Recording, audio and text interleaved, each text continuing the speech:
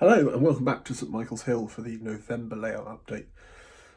There's been a fair bit going on this month. I'm still trying to get trains running by the end of the year in a full loop around the garage, so been doing a lot more wiring to kind of make that possible. I'll talk to you a little bit about that.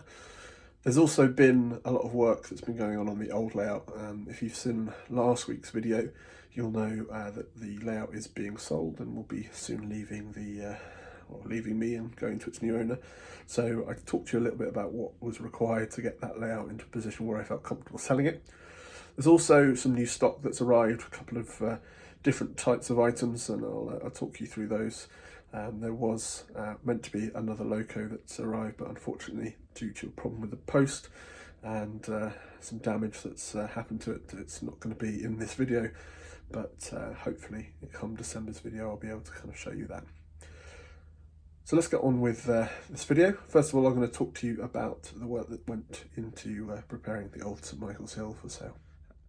Someone contacted me on Facebook and was interested in buying the old St Michael's Hill. This is something that I've never even thought about, but I guess to get it into a position where I'd even be comfortable with selling it, there was a few things that I needed to do. First of all was to kind of finish off some of the little bits that never quite got done. So as that, you can probably see some kind of dark kind of grey areas there. They've been started to put some filler on those. They were kind of bare before. Same with the side of the hill. Once that's all kind of dry, I'll sand it down, and then I'll be able to paint the fascia black and just kind of make it look a little bit nicer. The other thing was the wiring. So at this end you can see everything looks fairly okay, but it's a bit of a mess, and at this end things got pretty messed up during the move. So I'm in the process of putting that all back together, testing that it all works, and neatening everything up. And I guess once that's done, I will look at the fiddle yard section, so section that's currently up on its end. You can see there that the rails that connect to the main section don't really look quite right to me, so I'll probably end up relaying the join just to kind of make sure that it's a nice smooth join, and I guess that'll be in a position then where if this person does want to buy it, or if anyone else wants to buy it, then I'd be happy to kind of let it go. So I'm going to quickly work on all this, and I'll get back to you in a second with what the end result looks like. So all the wiring has now been sorted out underneath here. As you can see, it's all a lot neater, a lot kind of tidier, and not lots of loose things hanging around. It's all been fixed in position.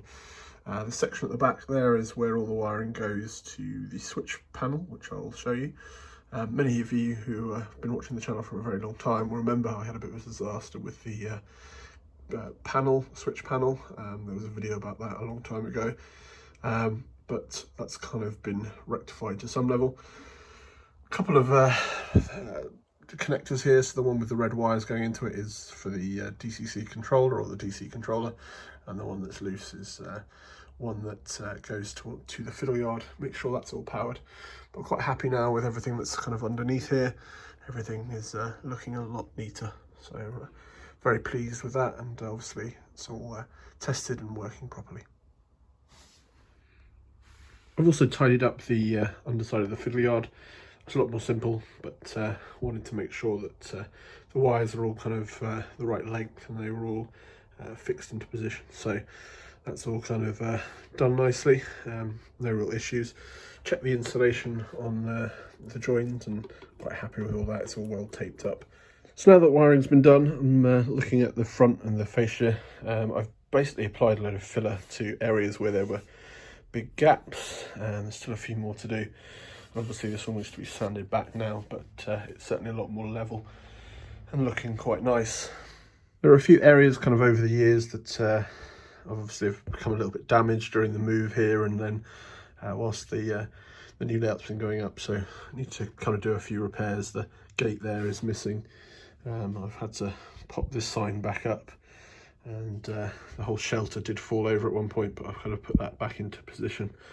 One thing that's always been annoying is that I spent so long making the floss red and white striped, and over the years it's just kind of bled into a kind of a reddy orangey strip, but still think it looks okay, so it's not too much of a problem.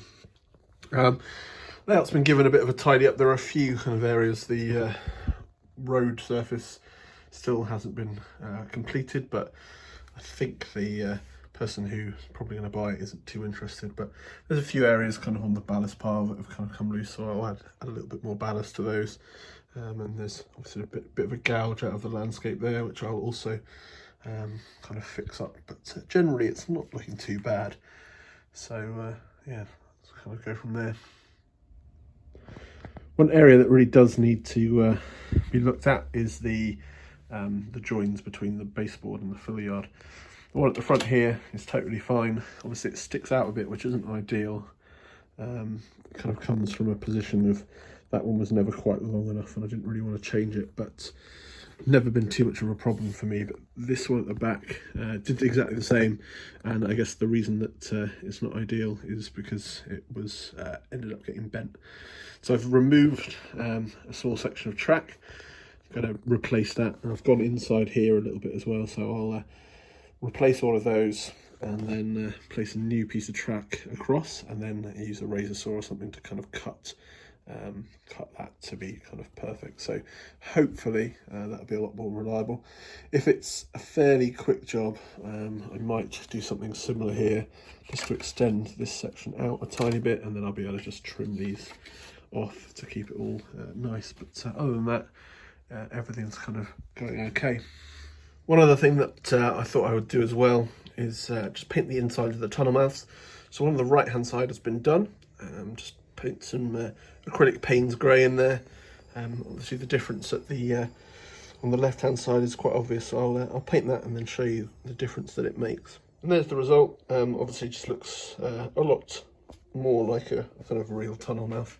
Obviously traditionally there'd probably be obviously bricks or something in there, but as I'm not going to do that at this stage, it's probably the best solution is to do that.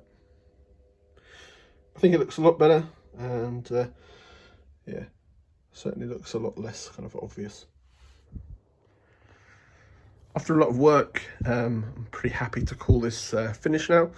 So all the lights are now working again, and all the scenery is kind of been smartened up. Painted the front in black to give it a bit more of a smart looking feel. I was going to do the end down there, but as it's a fiddle yard, I don't know if the new owner will kind of ever exhibit this or kind of hide that, so I thought I'd leave that for a while. Ultimately, if they want to, they can slop some black paint on it, but generally kind of very happy with how it's all looking. It will be a shame to see this go. I think all being well, depending on what the lockdown restrictions and rules are, this would be going up the weekend before it disappears, so won't be around for much longer, which will be very sad in many ways, but at the same time it was just in a big hole under here, and it was taking up a lot of space, so I'll be able to use that space for storage and things like that. So yeah, very happy with kind of the stand it's all up to now, and it'll be going on its way in the next few days.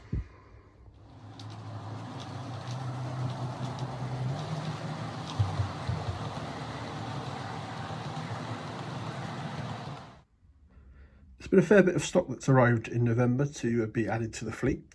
The first thing was this Bachmann VGA wagon in a kind of a rail freight livery. It's been kind of factory weathered. There's a bit of kind of dust into it, and some kind of patches where various stickers and things like that have been removed over the years. It's not actually too bad. There's some fairly crude rust effect on the end, which I'll probably end up trying to change and improve, but actually the sides aren't too bad. I don't mind them too much, so I will at some point give this a bit of extra weathering, but it's actually a decent starting point. This is probably for the first time in a long time probably the best bargain I've had for a long time. So I got this delivered for £10 boxed, which I was very, very pleased with, so very pleased to kind of get hold of that. I will need a couple more of these VGA wagons, potentially in different liveries, to make up enterprise workings on the layout. So very pleased to have that as part of the fleet. Next into the fleet this month is the Acura Scale JTA and JUA Tippler wagons. I'll get these out in a second and show you them. They're the British Steel versions that would have been running on the iron ore trains in South Wales in the period that I'm modelling. A full prototypical rake would have been 30 wagons. That's just a little bit too long for me, so I've got 3 packs to make a 15 wagon train, and hopefully we'll see how that looks. I'll get these out of the box and I'll give you a quick look at them and see how they perform around the tight curves in the fiddle yard. That's my only worry about these, so let's give them a go and we'll see what they're like. And here they are out of the box and on the layout. See, there's quite a long rake of them, but they do just fit into the fiddle yard, which is what I was hoping for. I had measured up, so I was fairly sure they would. I just couldn't remember whether the measurements I'd taken included the section of this road on the Liftout section, but glad to say that including a class 60, they fit on very nicely indeed. Also tried them on the second radius kind of curve there here, and they run completely fine, both propelled and pulled, which is always a good sign. Very nice wagons overall. I haven't really had a proper look at them, and I'm not going to do a review of these ones, I don't think. I think YouTube's going to be full of people doing reviews, but they certainly look like a nice quality wagon. I have had a little trouble getting the end of train light to work, but eventually with some kind of bending of the contacts for the battery, managed to get that on, and that's a nice little touch. Hopefully at some point all of the wagons and trains, well, all the wagons that are on the end of trains will have flashing lights. I think it's something that's actually really important and underlooked. I have got one on the end of the cargo wagon over there, but that at the moment is the only one I have going, so at some point I will be trying to fit them to all the wagons I've got. It'll be certainly a challenge to get one onto the Cavalex BBA, but it might be certainly worth a try. It'd be good to get one on there for sure. So yeah, very pleased with the Acura Scale JTA and JUA Tippler wagons. Also this month I've received some 3D printed items from Jason Hannant. These items are going to obviously be for the layout. The buffer stops on the right, I saw Jack at Ratting Road had some printed up, and they were very similar to some that I'd seen in a depot at Buxton, which is the depot that mine is kind of based on. I might remove these kind of front pieces and then get them all kind of fixed into position within the depot. The next thing along are the little hoses that taken from Bristol Bath Road. These need to just be kind of painted, and I'll add some kind of piping in there. These are going to be part of the area for unloading TTA tankers to supply fuel to the depot. And the final thing is these little point machines. They're based on the M3 versions, which are the Westinghouse versions before the one that Pico have made kind of quite popular. These were probably in use in the South Wales area around the time that my layout is set, so I thought I'd go with these. I might put 1 or 2 of the Pico ones on to give a bit of difference, but it's nice just to have something that's a little bit different.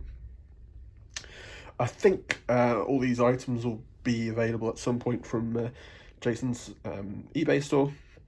I will pop a link in the description below to his store. He's printing all sorts of things at the moment.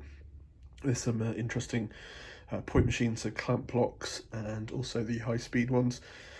So well worth looking into all that sort of stuff. These two certainly were kind of commissioned by me, so he's open to commissions, so get in touch and see if he'll be able to help you out with anything that you're looking for.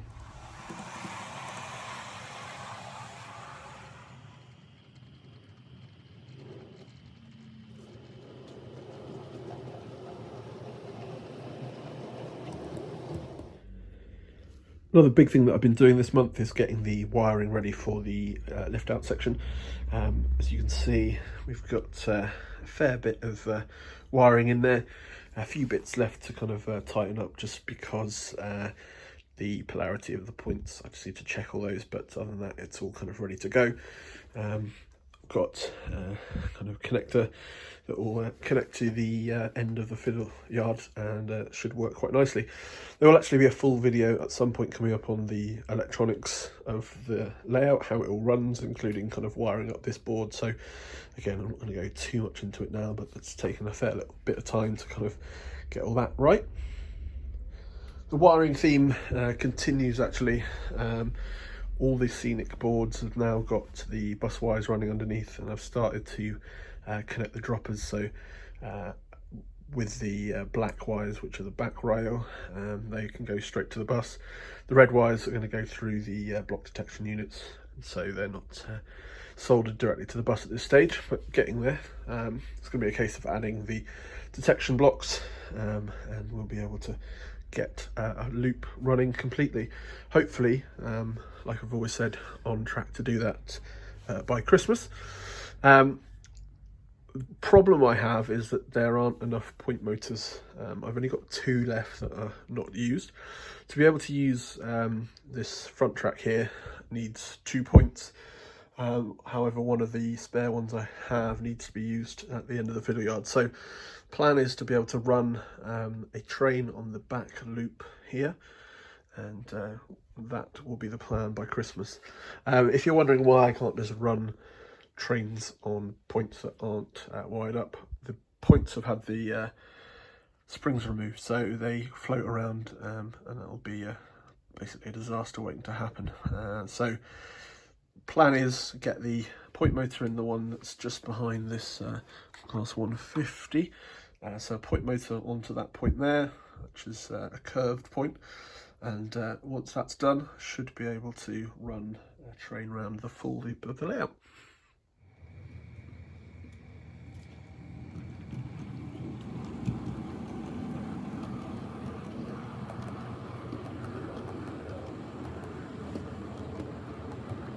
So there you go, that's everything from this month at St Michael's Hill.